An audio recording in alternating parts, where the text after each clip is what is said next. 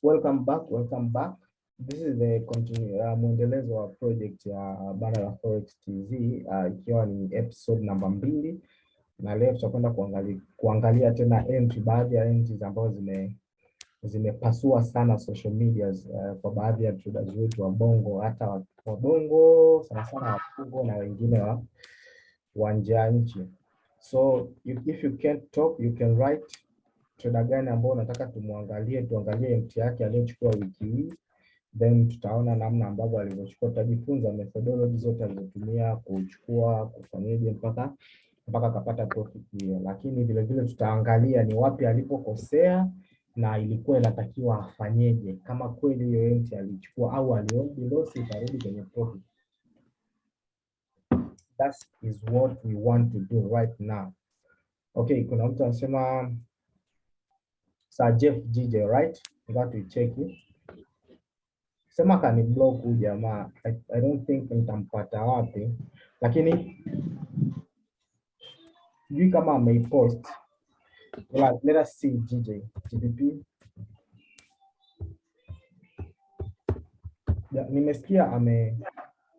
Nimesikia amepata loss. Sema mimi ameniblock. Sijui ni kwa sababu gani kaniblock. Sina ugomvi naye, lakini naona ameniblock. Okay. Remember, kabla hujaanza kutrade, you have to know the overall direction of the market. Ndio. Now, overall direction of the market, in other language we calling it directional bias. All right? Na directional bias may include vitu vikuu vitatu. Tuna overall direction, tuna future direction na recently direction. Zote hizi zinapatikana according to the shifts ambazo unakuwa unapata katika time frame hizo. Alright? Sasa kama mimi hapa nakuwa natafuta overall direction ya market kufika kutokana na bias yangu, naangalia monthly. Sijui unanielewa? Kwa hiyo nikija hapa kwenye GJ, sawa, nikija kwenye GJ, nikitumia market structure, niachane na utumbo wote. Nikitumia tu market structure, nije hapa nianze ku draw my lower lows and lower highs, lower low, lower highs, lower low. Sorry, let me start somewhere here. Okay, let me start somewhere here. Let me start here, right? Market structure. This is lower low, lower high, lower low.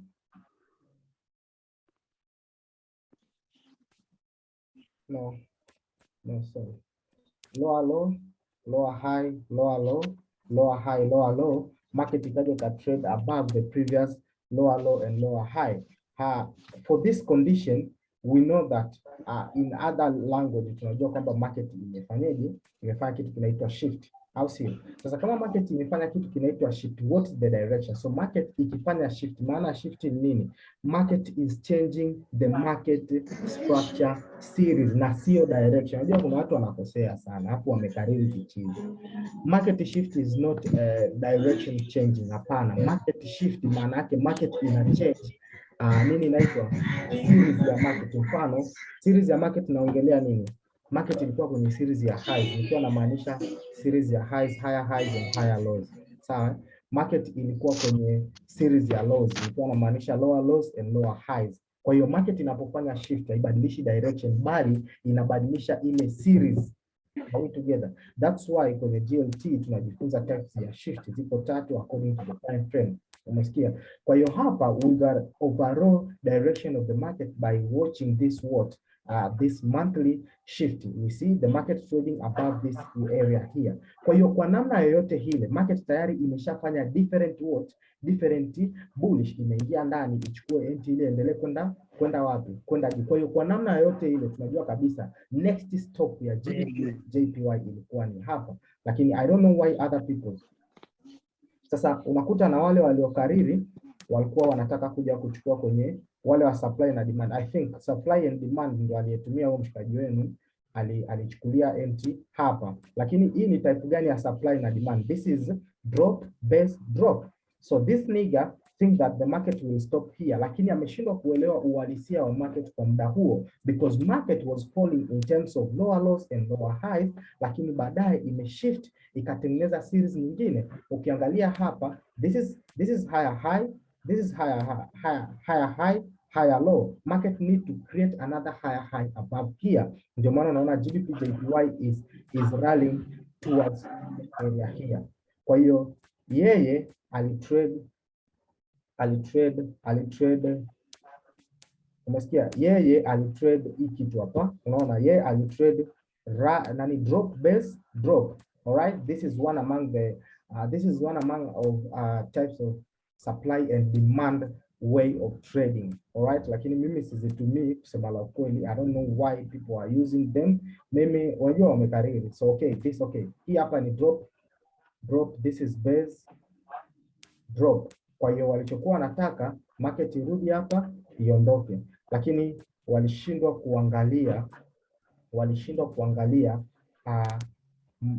kuangalia, mshikaji alishindwa kuangalia the overall movement ya market kwa muda ule. What is the direction? Direction ilikuwa, kwa hiyo alichokosea yeye, yani tuseme amekariri. Okay, doesn't mean kwamba supply and demand doesn't work. Sitaki kusema hivyo, lakini we need to have a logic behind the supply and demand. Why are you want to selling or buying the demand or supply respectively? Si umenielewa? Kwa hiyo kivyo vyote vile hauhitajiki ukariri chochote sokoni, kwa sababu market haielewi wala haitambui supply and demand yako hiyo unaoijua, wala aina yoyote ya entry unaofikiria unatumia kuingia sokoni, kwamba market inajua. Market inajijua yenyewe kama yenyewe. Umesikia? Kwa hiyo what we always using our experience to execute the position inside of the market, kutokana na muda ambao tumekaa sokoni na vile vitu ambao tumekuwa tukiviona sokoni. Umeona? Ndio pale ambapo tunatengeneza system ambayo itatusaidia sisi kufanya jambo fulani kutokana na mazoea au experience ambayo tumekuwa nayo ndani ya nini, ya soko. Kwa hiyo Sajefu alitakiwa abai this area here. Sasa ngoja nikuonyeshe entry. There is some of kuna washikaji walibuy GBP/JPY Giants somewhere here, wakamfuata wakachapa stop loss zake. Sijui kama naweza nikaziona, lakini sijui kama naweza nikaiona hapa, lakini ngoja nikuonyeshe. Where is Giant?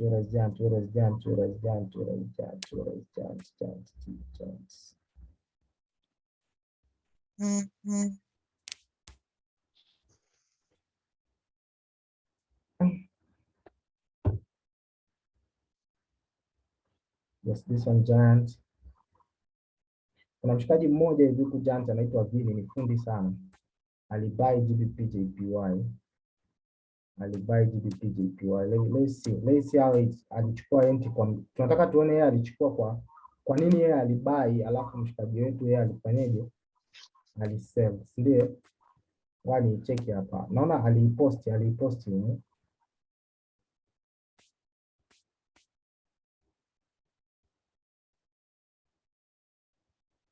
Yes, hii hapa. Yes, hii hapa. Hii hapa jamaa alibuy maeneo haya. So let us go and watch. Tena tukaangalia kwa nini alibuy hapo. Unaona? Alibuy hapa, na hii ni mwezi. Hii ni time frame ya mwezi. Ukiangalia amehold, yani hii ni mwezi mzima. Hapa utakuta amerudi kama siku kadhaa. Umeona? Wakati brother yetu anasumbuka ku sell, kuna watu walikuwa wanafanyaje? Wanabuy. Okay. So nataka nikufundishe jinsi ya ku backtest chart, right? Ukikuta entry kama hii, you have to put something like this. Unasikia? Unaweka mstari kama huo, unakwenda kwenye lower time frame kama daily, unatafuta liquidity area. Hapana, hii entry nimeshaiongelea. Nataka niongelee hii entry hapa. Naomba niongelee hii entry hapa. Hii hapa, alright? Ngoja niongelee hii entry hapa. Kuna kwenye hapa.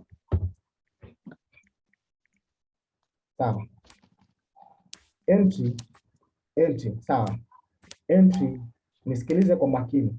Hii entry hapa huenda iliwapiga wengi, ndio maana a lot of gurus you can't find them wanao hii entry. Japo mimi nilisha post kwenye timeline yangu, nilisell GBP/JPY somewhere here, nikasema nachukua TP hapa, lakini hapa nakumbuka market ilifika hapa siku ya Jumatatu.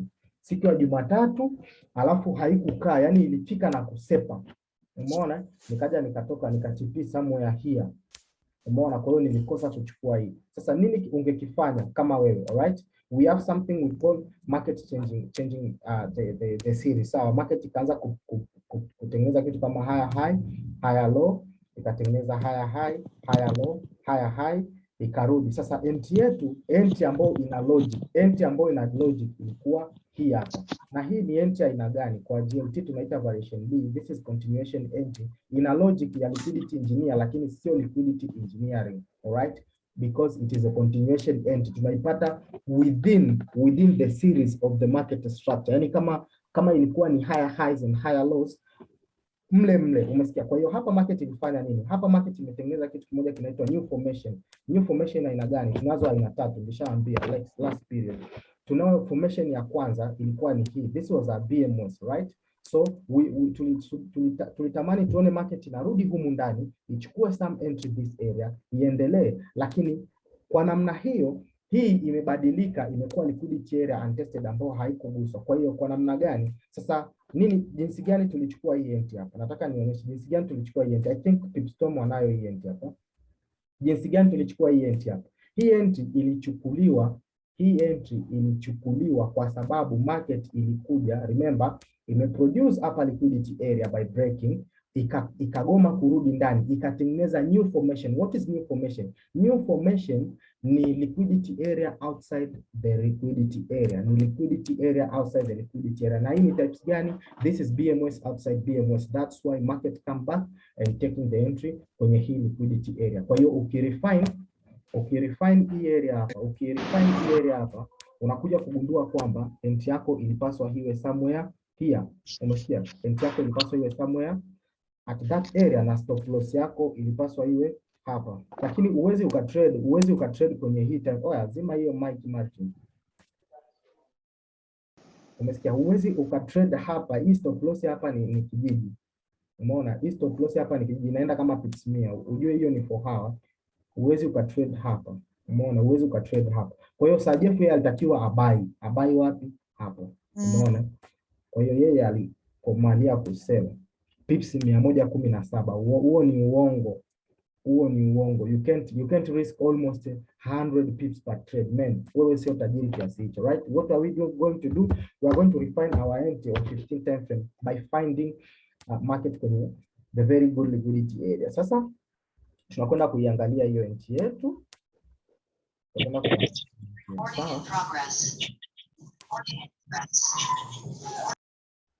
Unasikia?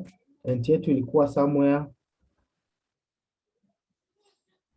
Remember, liquidity engineer tunaotumia sisi ni tofauti na hao wengine wanaotumia. Sisi tunatumia the very wide liquidity engineering. We are going to look the last candle to be liquidated. Tunaangalia kendo ya mwisho kufanywa liquidation. Wanajua kwa sababu gani tunafanya hivyo. Si hatujakariri market, right? Sisi tunajua namna tunavyotumia hiyo liquidity engineer. Tunaangalia kendo, unakuta hapa tunaangalia candlestick ya mwisho kuliquidatiwa, yani candlestick ya mwisho kudanganywa kama tuna buy alafu tuka sell. Ukiangalia hapa candlestick ya mwisho kudanganywa kama tuna sell, hii hapa tuna sell alafu tuka buy, na candlestick iliyofanya liquidity engineering ndio tunaiwekea stop loss. Ukiangalia iliyodanganya ni hii candlestick hapa. Tuangalie hii hapa. Yes. Candlestick ya mwisho ilikuwa hii hapa, the bullish candlestick iliyodanganywa kama tuna buy, tuna sell alafu tukabai ni hii hapa. Kwa hiyo candlestick ndio tunaikia stop loss chini yake. Stop loss itakuwa hapa. Achana na walio karibu, utakuta wanapokia kwenye wiki hawajui hata liquidity engineer ni nini. Wao wameshajifunza tu huko must sell to buy. Ndio maana unaona entry lilikuwa hili hapa, bonge moja la entry, yani sniper. Kwa hiyo mnyama Jeff alitakiwa afanyeje? Abai hii area hapa.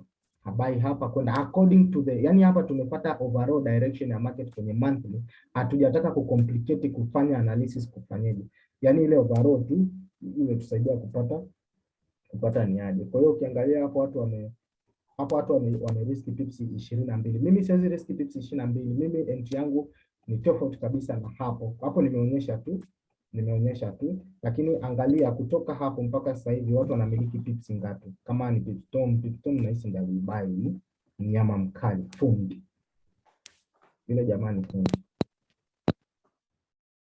Kwa hiyo market imeenda karibia pips 900 huko, pips 1000 na ushare. Umeona mpaka pale juu ni pips buku. Pips umeriski pips 22. Oya, mamilioni ya shilingi. What's happening tena jamani? Mbona market inaje?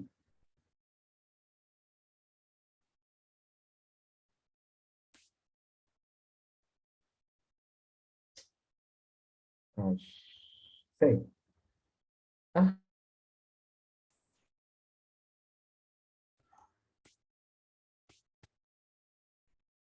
Oya, samahani sana. Naona Zaga nilikata network, right? Tukiangalia hapa. Sorry so much, sorry. Bila shaka hapo hivi screen inaonekana, si ndio? Kwa hiyo mpaka hapa market ilipo sasa hivi ilikuwa ni pips 1162. Sio, umenielewa? Kwa hiyo mshikaji alitakiwa abai area hiyo hapo. Alitakiwa abai hiyo area hapo. Alitakiwa abai hiyo area. Labda kama kuna mtu ana swali. Kabla sijaendelea na mazaga mengine. Muda unakimbia kitu. Kama kuna mtu ana swali, kwa nini Jeff alisedi don't know.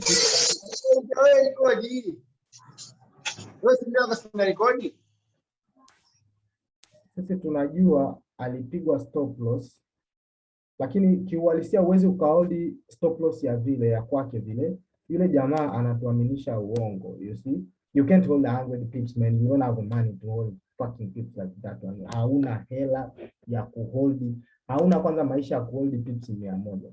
Wewe sio benki. Mabenki yenyewe wanahold loss wakijua kabisa wanawatamanisha nyinyi ili muingie king. Unaona?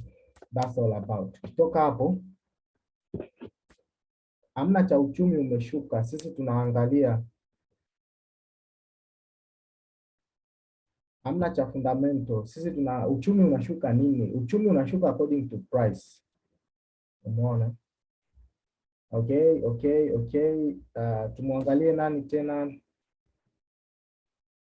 GU ya Bitstorm. Mtandao ambao unasumbua leo sana. What's problem with mtandao?